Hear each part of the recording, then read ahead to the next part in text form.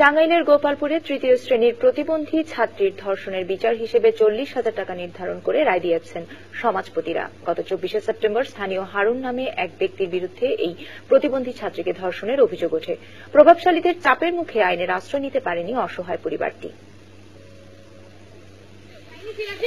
গত 18 সেপ্টেম্বর টাঙ্গাইলের গোপালপুরের চাঁদপুর গ্রামের তৃতীয় শ্রেণীর শিক্ষার্থী ও প্রতিবন্ধী শিশুর উপর পাশবিক নির্যাতন চালায় কামাখ্যা গ্রামের হারুন মেকার। শিশুটির পরিবার জানায়, এই ঘটনায় আইনি আশ্রয় নিতে চাইলেও প্রভাবশালীদের চাপে তা সম্ভব হয়নি। ঘটনার 6 দিন পর সালিশে অভিযুক্ত হারুন 40,000 টাকায় বিষয়টি মীমাংসা করেন স্থানীয় ইউপি সদস্য মোনায়েম হোসেনের মাধ্যমে। কেস করবার গেছিলাম, যখন কিছু করবো, কেস টেস করবো, কোন কিছু করবো, ওইটা কইছিলাম।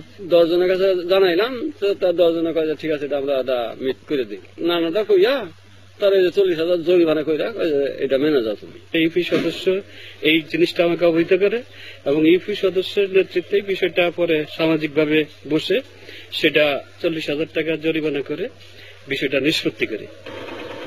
শিশু ধর্ষণের ঘটনা তদন্ত করে আইনি ব্যবস্থা নেওয়ার আশ্বাস দিলেন গোপালপুর থানার ভারপ্রাপ্ত কর্মকর্তা।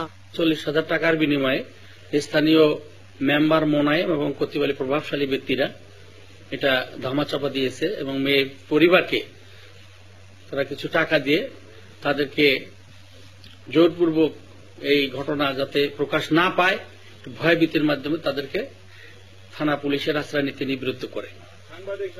এদিকে ধর্ষণের ঘটনা নিয়ে কথা বলতে অভিযুক্ত হারুন মেকারের বাড়িতে গেলে কৌশলে পালিয়ে যান তিনি। পরিবারের সদস্যদের কাছে এ বিষয়ে জানতে চাইলে ক্ষিপ্ত আচরণ করে তারা জানান বিষয়টি সুরাহা হয়ে গেছে। তো এখন তো ওটা নিয়ে কোনো কথা বলার দরকার নাই। Tania Nasrin, TBC news desk. পাবনার ঈশ্বরদী উপজেলার এক ইউপি